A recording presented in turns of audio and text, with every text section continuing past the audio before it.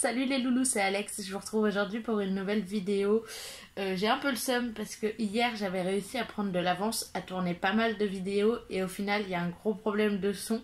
Il y en a qui ont été tournées avec mon ordi, c'est une catastrophe. Et il y en a deux qui ont été tournées avec mon portable et il y a des problèmes aussi, du coup il faut que je les retourne.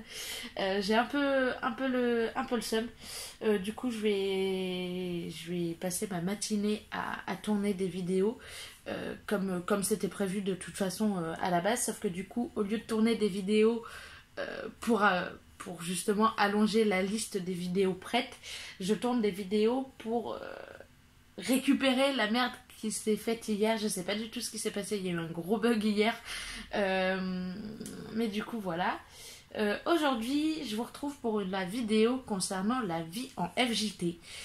Si vous avez un peu suivi mon ancienne chaîne, vous savez que je suis en foyer jeune travailleur, donc FJT c'est un foyer jeune travailleur. Donc depuis le 10 juin je crois, depuis juin l'année dernière, donc juin 2020, donc ça fait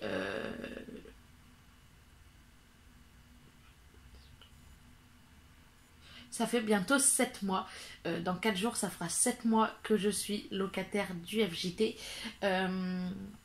Ça se passe super bien et du coup je me suis dit que j'allais vous faire un peu part de mon expérience personnelle en FJT.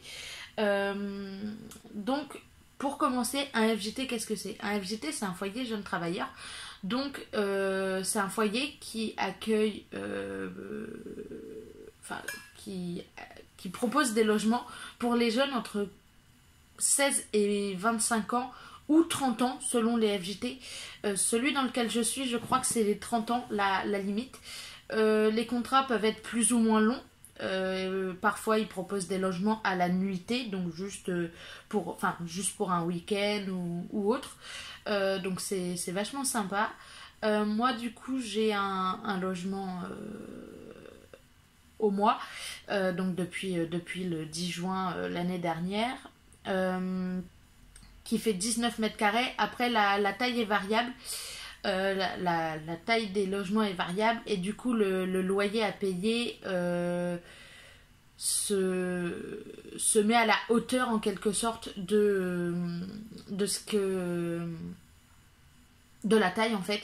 C'est à dire que moi je suis dans un 19 mètres carrés, je paye le loyer de 415 euros.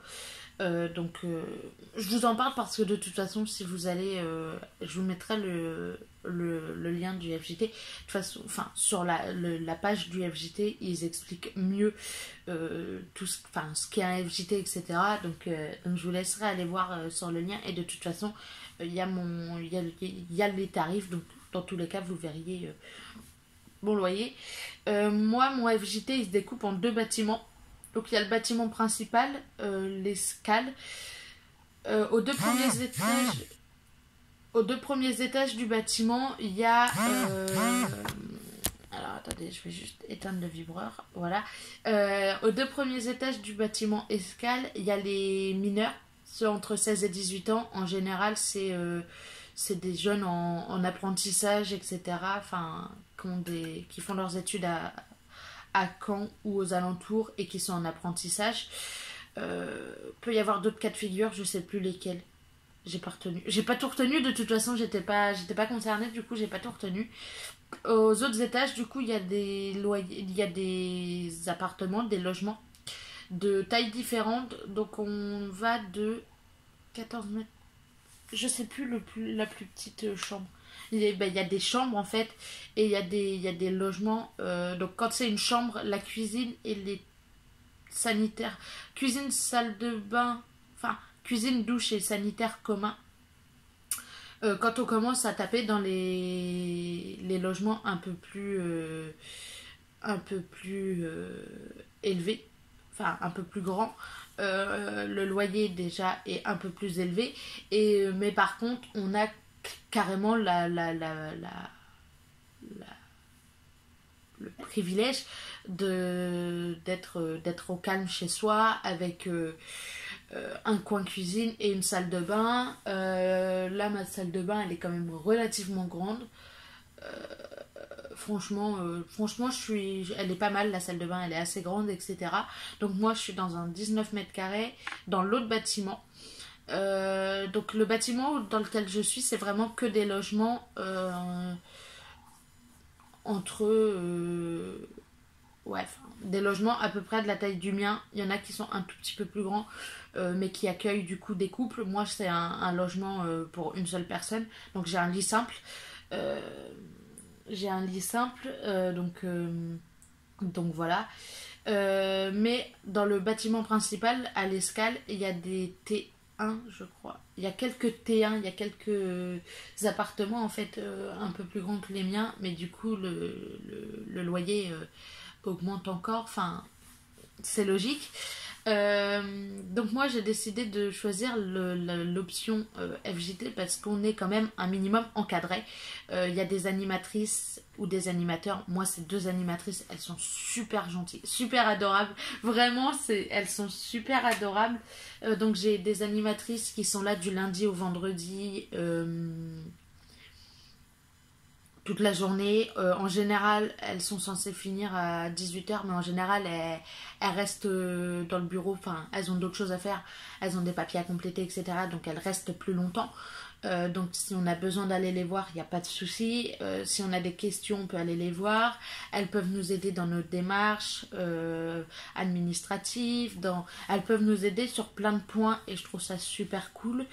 Et du coup, on a un veilleur, nous, on a un gardien, un veilleur de nuit, donc toutes les nuits, du coup, logique, qui est là si on a un problème, qui est là si jamais on a un pépin dans le logement, lui, il pourra faire une demande d'intervention, etc.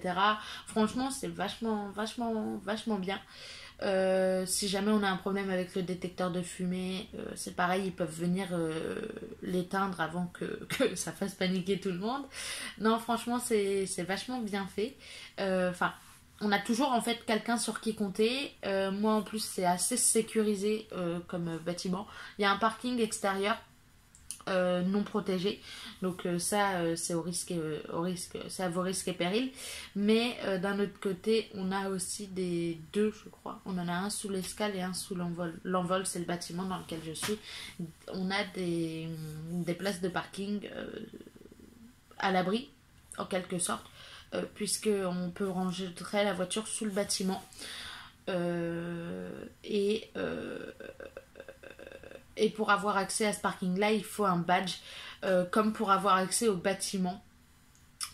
Ce qui est pas mal fait aussi, c'est que une fois qu'on a garé la voiture au sous-sol, du coup au premier sous-sol, comme ils appellent ça, pour entrer dans le bâtiment, donc dans le sous-sol pour aller à l'ascenseur pour remonter à notre étage, il faut un badge aussi parce que le temps que la barrière s'ouvre et se referme, en fait, nous on peut entrer, mais il y a d'autres personnes qui peuvent entrer et s'ils font pas partie du complexe, du coup ils se retrouvent bloqués à la porte en bas. Comme des idiots. Donc c'est vachement sécurisé. Quand on vient de l'extérieur, enfin de la rue aussi, il faut un badge pour entrer dans le bâtiment. J'ai un comment dire, j'ai un digicode, enfin j'ai pas un, j'ai un dictaphone en gros, non pas un dictaphone, je sais plus comment on appelle, mais du coup si mes parents viennent, en bas ils ont un truc, ils trouvent mon appart, ils m'appellent et moi je leur ouvre la porte, ou non d'ailleurs, si j'ai pas envie de la rouvrir. Non mais du coup c'est moi qui ouvre, enfin j'ouvre aux gens directement de ma chambre, et enfin de mon logement, et du coup c'est sympa. L'avantage aussi, c'est qu'en général comment dire, les FJT ils proposent des logements meublés, c'est-à-dire que moi je suis arrivée, j'avais le lit, du coup il y avait déjà le lit, il y avait une petite table de nuit, mais du coup je l'ai mis dans un coin parce qu'elle m'en kikinait plus qu'autre chose. J'avais une table, une chaise, un petit frigo et une étagère en fait qui est mise au-dessus de la table, enfin qui est suspendue en fait au-dessus de la table mais qu'on peut déplacer. J'ai pas trop compris comment, mais on peut les déplacer. Donc faudrait que je regarde ça. Mais, mais du coup, ouais, on peut les déplacer. Là, le lit, en fait, il est relié à, attendez, à ça, à cette truc-là. Et les petits trucs blancs, si je les dévisse, après, je peux déplacer le lit. Mais le truc, c'est que si je le déplace, je sais pas où le mettre, quoi. Vraiment, il n'y a pas de place possible que celle où il est actuellement. À la tête de lit aussi, je vais essayer de vous montrer sans trop vous faire bouger. Mais vous voyez, à la tête du lit, il y a des petits rangements, etc. Il y a des rangements aussi en dessous de là où il y avait le sucre. Il y a des rangements sur le côté. Et de l'autre côté, c'est pareil, il y a des rangements. J'ai également un grand placard pour ranger ma nourriture. Donc, alors attendez, je vais essayer de vous le montrer. Il est juste là. Juste là. Ils fournissent pas tout ce qui est armoire. C'est-à-dire que du coup, nos fringues, soit on les met sur le petit meuble de la salle de bain parce qu'on a un petit meuble dans la salle de bain. Enfin, soit on achète une penderie. Moi, j'avais la penderie de chez mes parents, du coup, je suis venue avec. C'était beaucoup plus simple. Entre-temps, j'ai acheté un petit meuble avec des carrés chez Ikea et une bibliothèque de chez Ikea également. Donc, du coup, ça meuble un peu. Ça meuble un peu, mais ouais, 19 mètres carrés, faut pas que j'achète trop de meubles parce que sinon, à un moment, je vais me retrouver sans pouvoir passer entre les meubles. Ma mère m'a offert un meuble à chaussures enfin, pour Noël. Il faut que je le monte, mais j'ai besoin d'un marteau, ce que je n'ai pas. J'irai, je pense, m'en acheter un demain parce que là, j'ai clairement pas le temps. Aujourd'hui, il faut que je tourne les vidéos, que je fasse 2 partiels, 3 partiels, parce que demain, j'en ai d'autres. Enfin, bref, demain, après-demain, j'ai d'autres partiels. Bref, un bordel. Mais du coup, voilà, les FJT, franchement, c'est sympa. Après, on est relativement, enfin, celui dans lequel je suis, on est relativement chez soi. Euh, les, les, les, les animes viennent pas à tout va dans nos logements. Il y a 2 vérifications, je crois, par an. Il y a deux en fait tours pour dire on va venir vérifier que l'état des logements soit correct. Donc ça c'est 2 dans l'année. On a notre propre boîte aux lettres, donc on peut recevoir du courrier à notre nom sans problème. Après, il y a quelques petits désavantages, comme partout. Là, je suis en train d'essayer de réfléchir aux désavantages. Moi, le plus gros désavantage que je pourrais trouver, c'est que les matelas sont très fins. Donc, et posés, enfin, moi, enfin, dans mon FJT, en fait, le lit, c'est enfin, du coup, le meuble que je vous ai montré, avec le pied de lit, une planche en bois et le, le matelas dessus, et le matelas est très fin, donc du coup on sent quand même bien la planche en bois. Mais franchement, sinon en désavantage, j'en ai pas tant que ça. Sachant qu'en plus, je vois plus des avantages en fait. On est encadré, les APL sont très souvent acceptés. Là, dans mon FJT, j'ai une salle de sport à disposition, j'ai une laverie à disposition. Donc, on a 2 machines à laver et je crois qu'il y en a une en panne en ce moment. Mais ils essayent de les remplacer quand même quand il y a des problèmes. Ou de les réparer en tout cas. 2 machines à laver et un sèche-linge, donc j'y ai accès. Pareil, il faut le badge pour y avoir accès.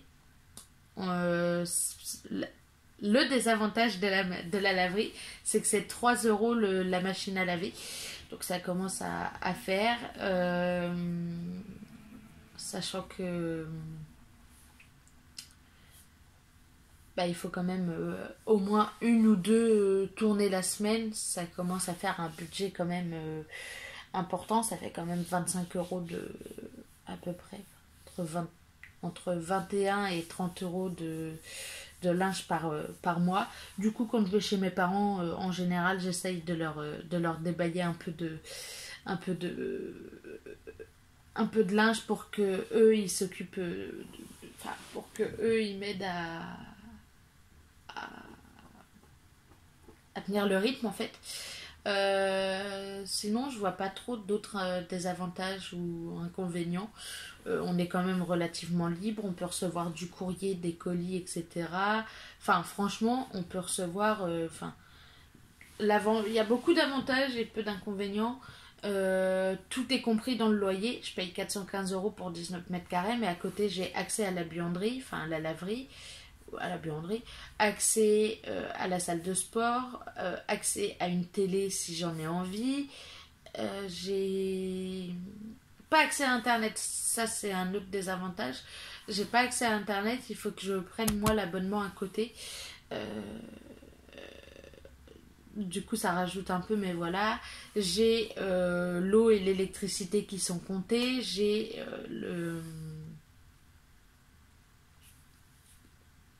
l'assurance logement également.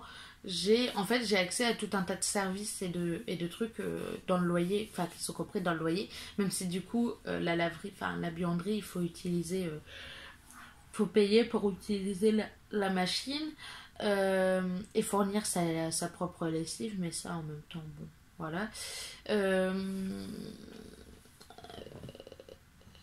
Si le truc c'est que au niveau de l'électricité, il faut pas dépasser par mois un certain nombre de watts. Sinon, enfin de gigawatts, ou je sais plus comment ils appellent ça. Mais en fait, il faut pas dépasser un certain nombre de données, un certain nombre d'utilisation, enfin d'énergie. Sinon, ils rajoutent en supplément. Moi, je suis pas quelqu'un je suis pas quelqu'un qui utilise beaucoup l'électricité. J'essaye d'éteindre la lumière autant que faire se peut. Il y a juste une fois où j'ai merdé, je sais pas ce que je suis partie en cours toute la journée, j'ai laissé ma lumière. Bref. En plus, ce qui est pas mal aussi, c'est que l'ampoule principale, elle est à faible consommation, enfin à réduction de consommation, enfin bref, machin d'énergie là. Et du coup, au début, elle s'allume mais avec une faible lumière en fait. Donc voilà. Euh, Moi vraiment j'utilise l'électricité en plus vraiment que pour le soir me faire à manger, etc. Après en général je suis sur mon portable ou sur mon ordi, donc du coup j'ai pas besoin de lumière, donc je l'éteins en règle générale. Euh, et du coup pour charger mon portable et mon ordi, mais franchement ça fait 7 mois que je suis là et ça fait 7 mois que ça se passe très bien et que j'ai pas eu besoin de payer de supplément. Euh, le chauffage est compris également dans le loyer. Moi, je l'ai pas allumé. J'ai pas froid, donc je l'ai pas allumé. Franchement, il fait bon dans mon appart. Et en plus, je crois que celui d'en dessous, il a mis son chauffage. Enfin, il a allumé son chauffage. En fait, ça chauffe la pièce. Enfin, ça chauffe sa pièce. Et ça, enfin, la, les murs et les paliers et les sols étant très fins, ça réchauffe mon sol à moi. C'est-à-dire que des fois, je rentre chez moi, j'ai froid aux pieds et tout, mais genre vraiment de malade, parce que bah, dehors il fait froid quand même. Et j'arrive, j'enlève mes chaussettes, je me mets pieds nus et je sens la chaleur de l'appart d'en dessous. Et je suis en mode, oh, merci le voisin. Mais du coup, ouais, non. Après, oui, le problème, c'est que il y a un autre problème, voilà, c'est que les murs sont très fins. Dans mon FJT en tout cas, les murs sont très fins. Euh, Parce que à la base c'était pas prévu pour avoir des habitations. Je crois que c'était des bureaux à la base. Il me semble que c'était des bureaux au début et que ils ont retransformé ça en FJT. Donc voilà, moi personnellement, l'expérience en FJT c'est genre 5 étoiles. Vraiment, c'est 5 sur 5. Euh, il n'y a pas grand chose d'autre à dire, franchement. Si vous aimez être encadré, un minimum sans avoir vos parents. Enfin, si vous voulez un début d'indépendance, mais en même temps avoir un minimum de cadre, un FJT, c'est franchement super. C'est même mieux que les résidences étudiantes. Je vous en parlerai dans une autre vidéo. J'ai eu une expérience en résidence étudiante. C'était véritablement l'enfer. C'était pourri. Franchement, je vous conseille beaucoup plus un FJT qu'une résidence U. C'est tout ce que j'avais à dire. Donc j'en ai terminé de cette vidéo. Je vous fais des gros bisous et je vous dis à très bientôt pour une nouvelle vidéo. Bye!